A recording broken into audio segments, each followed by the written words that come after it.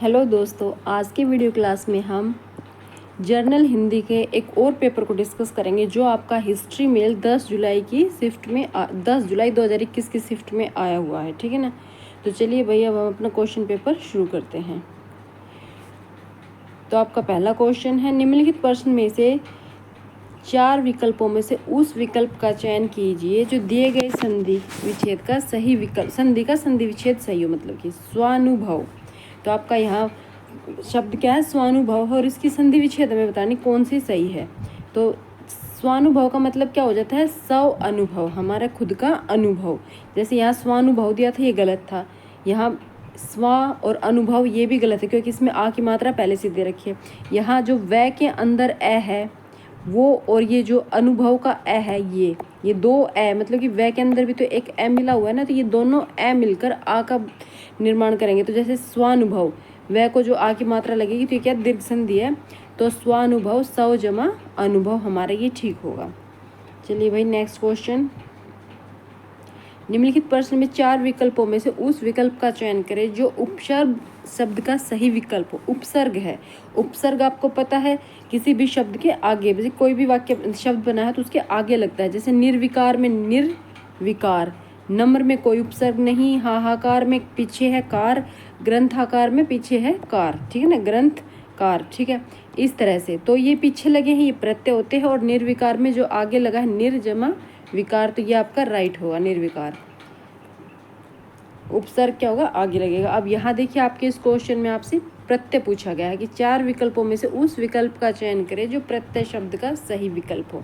तो प्रत्यय देखिए आप, प्रत्यय मतलब पीछे लगा हो। अनहोनी में आगे है अन जमा होनी, अनहोनी। दरमियान में दर प्लस मियान, परिकल्पना में परि प्लस कल्पना। ठीक है ना, तो ये सब आगे लगे, ये उपसर्ग है।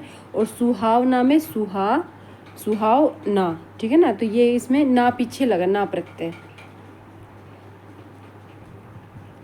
आगे वाले क्वेश्चन में चलते हैं। निम्नलिखित प्रश्न में 4 विकल्पों में से उस विकल्प का चयन करें जो दिए गए तत्सम शब्द का सही विकल्प हो।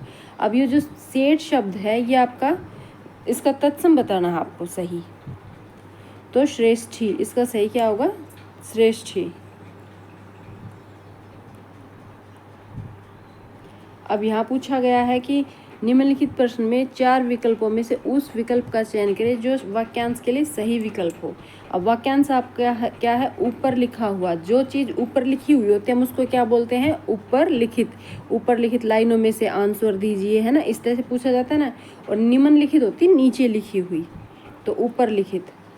अब यहाँ उपरयुक्त, उपरयुक्त नहीं आएगा, ऊपर लिखित है तो ऊपर लिखा हुआ है, वो क्या होगा? ऊपर लिखित। अब नेक्स्ट क्वेश्चन। निम्नलिखित प्रश्न में से 4 विकल्पों में से उस विकल्प का चयन करें जो शब्द का समानार्थी शब्द का सही विकल्प हो। अब जो शब्द आपका अरण्य है, इसका सही समानार्थी आपको बताना है। तो अरण्य का आपका विपिन आएगा। ठीक है ना, ये जंगल, विपिन, कानन। ठीक है ना, ये जंगल के ही हैं सब। अरण्य, विपिन, कानन किसके हैं? जंगल के। अगले पे चलते हैं भाई, नेक्स्ट क्वेश्चन।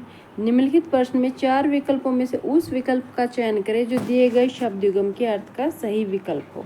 अब यहाँ आपके शब्द युग्म यानी 2 शब्द है, सर्प और हे, इनका आपको सही अर्थ बताना है। ठीक है ना, तो सर्प और हे का क्या आएगा? जो शब्द युग्म बनता है वो बनता है अहि आही। ठीक है ना, क्या बनेगा? अहि आही।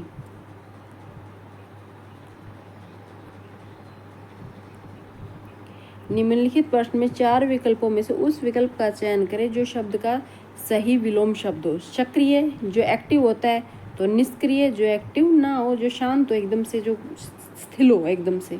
ठीक है ना, प्रश्न में 4 विकल्पों में से उस विकल्प का चयन करें जो दिए गए वाक्य का सही भेद हो। वाक्य का भेद बताना है। सिंपल सा है, कोई नई चीज़ नहीं है, इसको बस आप पढ़ते ही समझ जाओगे। जैसे कि बाढ़ का पानी बढ़ता ही चला जा रहा है, तो आप इसके पहले ऑप्शंस पढ़ लो। जैसे यहाँ तो प्रगति धोतक, नित्य धोतक, अभ्यास धोतक या आरंभ धोतक। तो ये समझिए, देखिए, आरंभ धोतक किसी चीज़ की शुरुआत हो, तो यहाँ पानी बढ़ता ही जा रहा है, आरंभ नहीं हुआ है। अभ्यास जो काम आप रोज मतलब कि अभ्यास करते हो उसका बार बार। नित्य धोतक जो काम रोज हो रहा है, नित्य मतलब रोजाना हो रहा है। और प्रगति धोतक का मतलब क्या होगा? उसकी प्रगति हो रही है, यानी कि बढ़ता चला जा रहा है, तो क्या हो रहा है? प्रगति हो रही है। तो ये आपके तीनों गलत हो जाएंगे। और जो प्रगति द्योतक है, पानी बढ़ता ही चला जा रहा है, तो ये क्या हो जाएगा आपका प्रगति द्योतक हो जाएगा। अगर रोज पानी बरस रहा है, ठीक है ना, तो ये नित्य द्योतक हो जाएगा। पानी बरसना शुरू हो गया है, आरंभ द्योतक हो जाएगा। इस तरह से निम्नलिखित प्रश्न में चार विकल्पों में से ये वही क्वेश्चन आ गया। चार विकल्पों में से उस विकल्प का चयन करें जो दिए गए वाक्य के प्रकार का सही विकल्प हो। अब यहाँ भी वाक्य पूछा आपसे, मोहन पुस्तकें खरीद कर घर से होता हुआ आपके पास पहुँचेगा। देखिए वाक्य बड़ा है, पर इसका मतलब ये नहीं है मिश्र है या कुछ और है। अब आप ध्यान से देखो, इसमें कहीं भी जैसे तैसे, पुस्तकें खरीदी और घर गया, ठीक है ना, क्योंकि घर गया, इस तरह से कुछ यूज़ नहीं हुआ है। सिंपल सी साधारण बात है, तो क्या आपका साधारण वाक्य है। चार विकल्पों में से उस विकल्प का चयन करें जो दिए गए वाक्य के काल का सही विकल्प हो। काल का सही विकल्प, याद है यानी कि भूतकाल हो गया, सीधी सी बात है। हम दोनों नदी किनारे घंटों घूमा करते थे, तो अपूर्ण भूतकाल आएगा यहाँ, ठीक है ना। घूमा करते थे तो ये अपूर्ण भूतकाल में आएगा।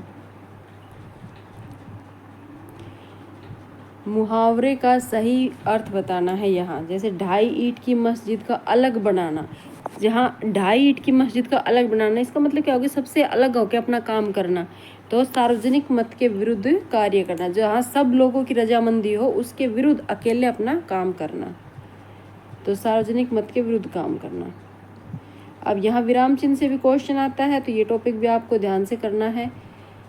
उस विकल्प का चयन करें जहाँ पर सही विराम चिन्ह यूज हुआ है, यानी कि उचित विराम चिन्ह युक्त वाक्य का विकल्प कौन सा, आपको ये बताना है। तो तुलसीदास ने सत्य कहा, देखिए यहाँ पहला ही ठीक है, पर आप समझिए, तुलसीदास ने सत्य कहा, ठीक है, पराधीन सपने सुख नहीं। अब यहाँ क्या है, ये जो इन्वर्टेड कोमास है, मतलब कि जो ये पीछे नहीं लगाए गए हैं ना इसके, तो ये गलत है। सेकंड वाला, तुलसीदास ने सत्य कहा, इसमें कोई आगे कोमा नहीं लगाया है। थर्ड ऑप्शन में तुलसीदास ने सत्य कहा, इसमें कुछ है ही नहीं, तो यानी कि जो पहले वाला है इसी में सही ढंग से कोमास, मतलब कि जो ये विराम चिन्ह उनका यूज हुआ है। ये भी लोकोक्ति आ गई है भाई। लोकोक्ति का सही अर्थ बताना है आपको। चोटी कुतिया जलेबी की रखवाली, यानी कि जो पहले ही चोरटा है उसको ये रखवाली के लिए बैठा दिया ना, चोटी कुतिया चोरी, तो इसका मतलब कि इसका अर्थ क्या बनेगा, बुरे मनुष्य को ही प्रबंधक बना देना, ठीक है ना। बुरा जो गलत मनुष्य उसी को रखवाले के लिए बैठा दिया, उसी को प्रबंधक बना दिया। अब यहाँ भी एक और लोकोक्ति पूछिए, लोकोक्ति के अर्थ का सही विकल्प बताइए। काठ की हांडी बार बार नहीं चढ़ती, जैसे इसको पता चल जाता है कि काठ की हांडी को अगर आग पर चढ़ाओगे तो एक ही बार चढ़ेगी, दोबारा तो जली जाएगी, उसमें छेद हो जाएगा नीचे। तो वो ये बेईमान नहीं, बार बार नहीं चलती, एक बार चलेगी फिर सभी सचेत हो जाते हैं।